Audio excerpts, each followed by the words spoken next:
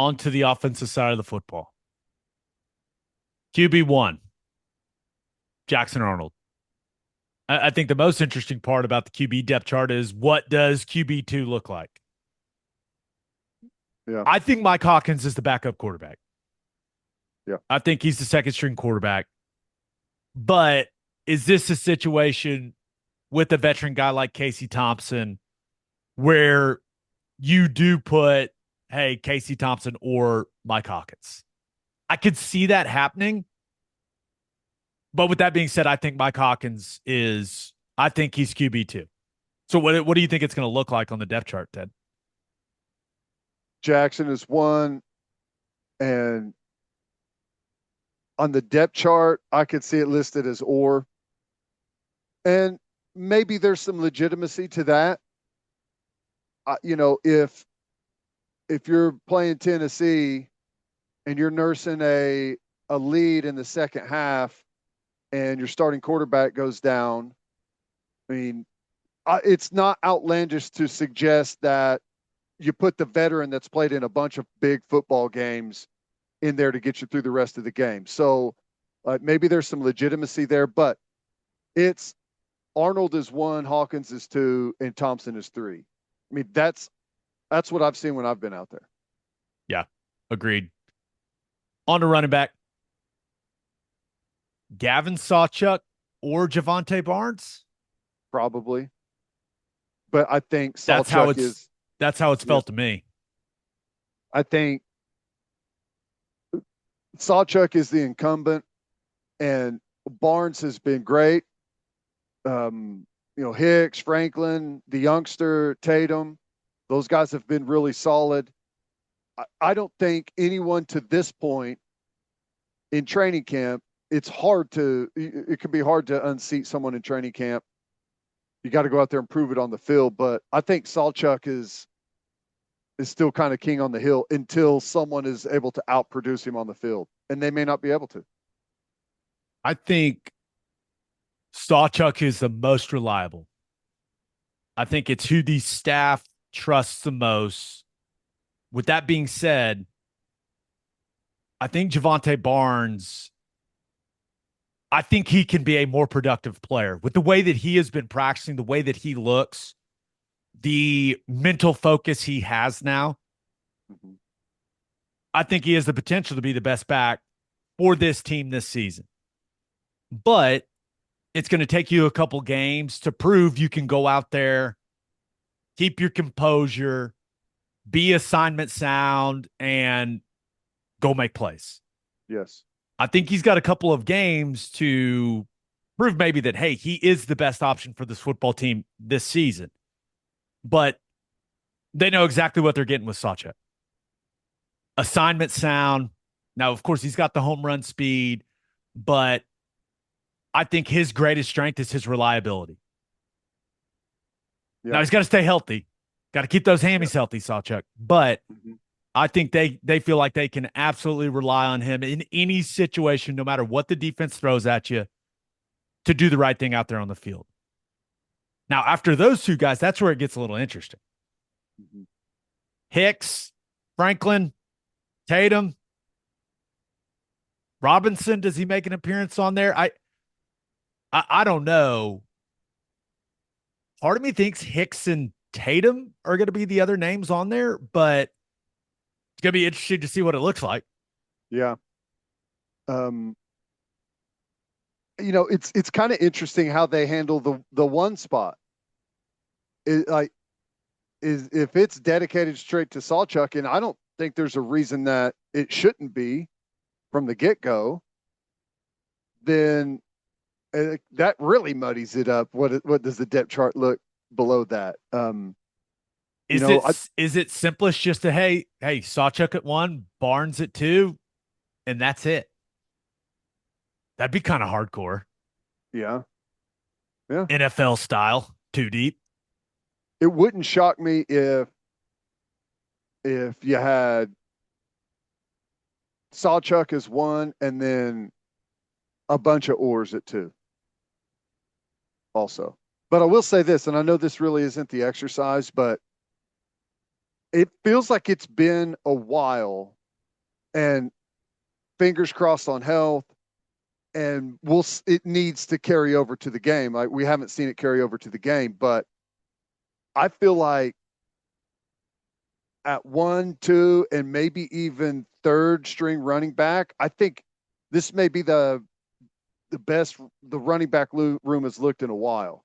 Now, Eric Gray, you had star power, right? And we haven't seen anyone look like Eric Gray yet. I think Sawchuk's got the ability, perhaps.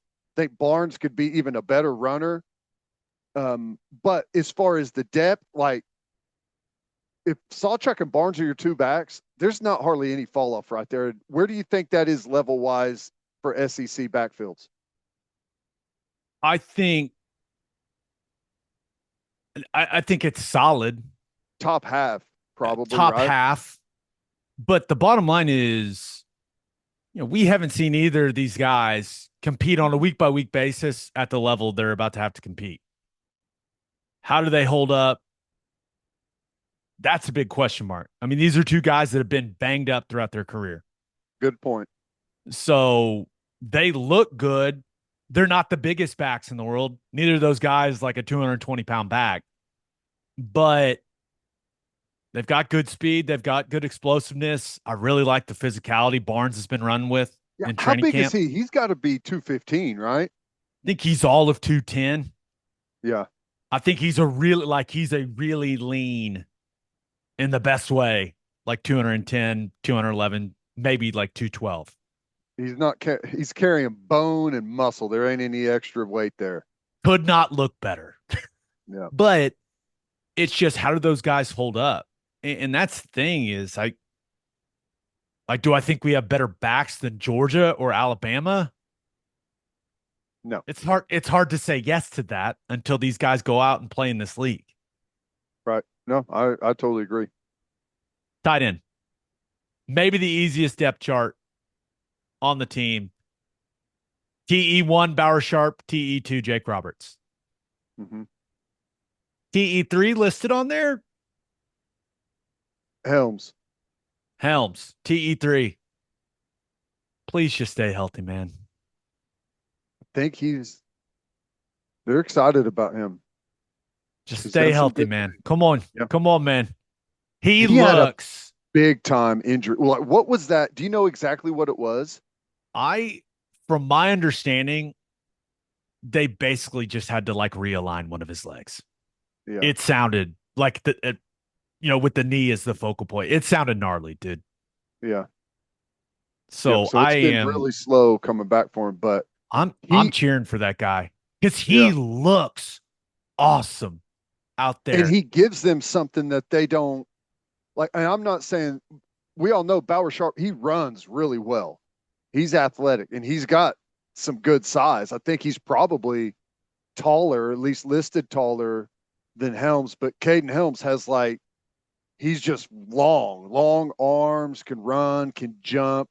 Like he ain't gonna be like Bauer Sharp is in the box, but We don't need out him to be. no, as a split He, out guy, he brings something big time. he is something, a healthy version of Caden Helms. Please just get healthy. A healthy version of him is something this football team has not had in a long time. Like just a true move tight end. Mm-hmm. We're going to put you in some positions where you got a double team on, a gap scheme or a zone scheme, but we're not leaving you on an island in pass protection. We're not asking you to run essentially ISO with the zone lead play, right?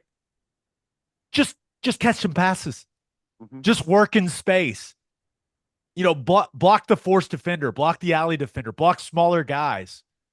Like Just I show know some every speed and rip a seam route. Like just when you blow past the guy and the safety's got to come over the top. I mean, that creeps into people's heads. I'm in no way comparing Caden Helms to Travis Kelce. That would be insane to do.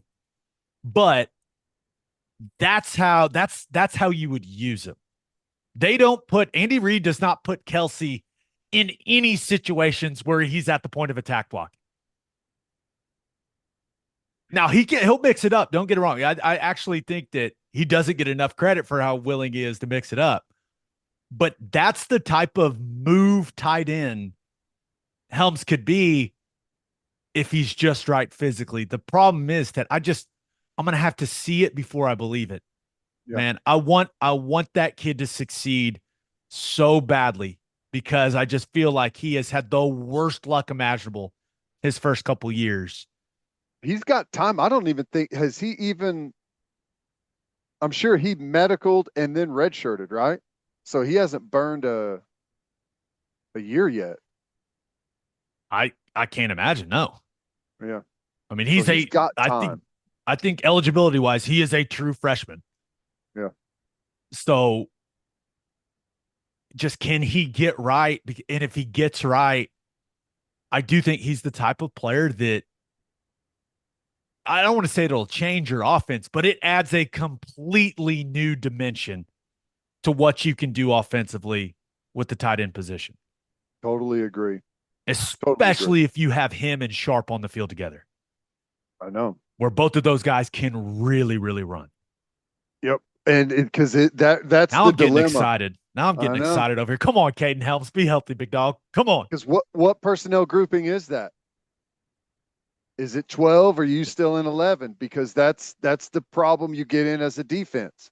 I think if it were me, I play it as 11 and I make Caden Helms prove to me that he can block You can somebody. block. Yep. I think that's how most defenses would play it initially. I mean, we can spend all day on this, the pros and cons of playing. Well, yeah, because the offense is saying we're treating it like 12 and we're going to make one of those defenders prove they can tackle in the Exactly. box. Just You know? put Helms on the backside of all these runs, man. Yeah. I like it. Oh, we have gotten derailed a little bit, Yeah, but that's a conversation for another day. let's let's plow forward. Wide receiver. Starters, Nick Anderson, Deion Burks, Jaleel Farouk. Agree? Yep. Twos, Andrell Anthony, and it was good to hear Venables say it is media availability that Andrell Anthony has no limits right now. That is extremely positive. I continue to believe you don't need that guy until Tennessee. Take your time. Maybe intermittently let him get like it'd be nice to have him get some reps, like be out there on the field, Wet the beak. go through some full speed game stuff, but maybe not throwing him the slant or something right out of the gate. But yeah, that was awesome to hear. The other guys behind Anderson, Burks, and Farouk, I think you'll see Anthony, Hester, Thompson, and Petaway. Does that Yeah, feel like that encompasses all the guys that we expect to be significant contributors, at least early in the season? I think so. I think so. I think that's the right list. Offensive line. I I don't know who's going to be ready for the opener. You heard Venable say that he thinks every guy in that room has a chance to play in the opener, which is a great sign. It tells you that the guys that are in that room that are banged up, it's nothing extremely serious, which is a good thing. When you look at the depth chart, I think if everyone were healthy, it's Tarquin at left tackle, Taylor at left guard. I think you'll have an or at center between Josh Bates and Branson Hickman. You'll have Fabechi Wibu at right guard and Jake Taylor listed as the starting right tackle. That being said, I got no clue who's going to run out first against Tipple. But I think that the exercise we were going through is predicting the depth chart. I think Parquin, Taylor, or between Bates and Hickman, Fabechi, and then Jake Taylor at listed as first team right tackle.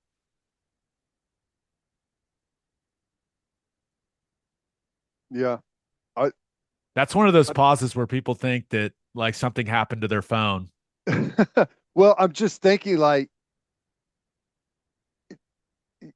it's just depends on how messy they want it to look like because you got multiple guys that are playing multiple positions and can be oars at different spots. But I think the way that you laid it out is the most likely format that you'll see. I expect Hito Zada to be the second name listed at left guard. I guess that could be an or, and then Sexton could be listed as an or at left tackle, which would be nice and confusing. He's That's the what I'm saying. he's a starter at left guard and left tackle because I do think that is a variation of the left side that we're going to see in the Temple game. Is Yeah. Sexton at left tackle and Ozida at left guard. Hatchett, Garen Hatchett, I think he's going to be listed at as a two at some interior spot. And I won't be surprised at all if he starts in the opener. Like if he runs out with the first group. Yeah. Well, now let me ask you this. At center, and I know we don't know what the injuries are and where they are. Venable said that everyone has a chance to play. How how how conservative do you think they'll play in the first game against Temple? Because if you can play, should you play? I mean, the last thing that they need is to have some type of big setback with anyone. I think the Temple game is different than Houston and Tulane. Agree. Temple's a bad football team. Mm-hmm. They're one of the worst teams in the what was the Power Five. And I guess they're Power Six, whatever you want to call it, with them being in the American. They've got a lot of new players. I still think they're going to be a very bad football team. I think you treat Temple more like a true NFL preseason game. Yeah. And so if Hickman and Bates aren't feeling great leading into the game, I think you just play Hatchet at center. And I like Hatchet. I've only seen the guy practice a couple times. He has got the proper amount of stuff to him. And when you if you play him at center, like I think that's where from a size perspective, like that's his most natural fit. If Mm-hmm. he's going to play in the NFL, his best position he can play is center. Yeah. So I just don't know, man. Like, is Spencer Brown going to run out there at right tackle? I think he'll be listed as the second right tackle. Does he start the opener? I don't know. Maybe. Yeah. Well, we got time. We got time. Just get ready for Tennessee. Mm-hmm. This is the way that I see it. You're going to have to lean on the defense these first couple games, anyways. Yeah. You got to get your offensive line as healthy as possible for that Tennessee game, and just trust that your defense that you think is going to be one of the best in the conference, one of the best in the country, can just dominate three inferior opponents and get you to that game. I'm not saying you got to coach scared offensively or be super conservative with your play calling, but you have to have like the end goal in mind, Yeah. which is hard to do as a player and certainly as a coach because you're like, no, we got to take it week by week by week, but everything should be geared to like, hey, and I don't want to say it's a terrible way of putting it, but like, let's get through these first three and get to that fourth one. Right. Yeah. I can say that as someone that just talks about what's going on with the team. You can't say that in a meeting room, but that I think does that have to be kind of in the back of the coaching staff's mind? I think it's in the front, first and foremost of their mind. You know, it's let's by your typical coach move is Temple. If a couple of different things happened last year, they would have been undefeated. right? And they're coming in here with just one of the best teams. That's how it always goes. But you're still going to do that, but you have to understand that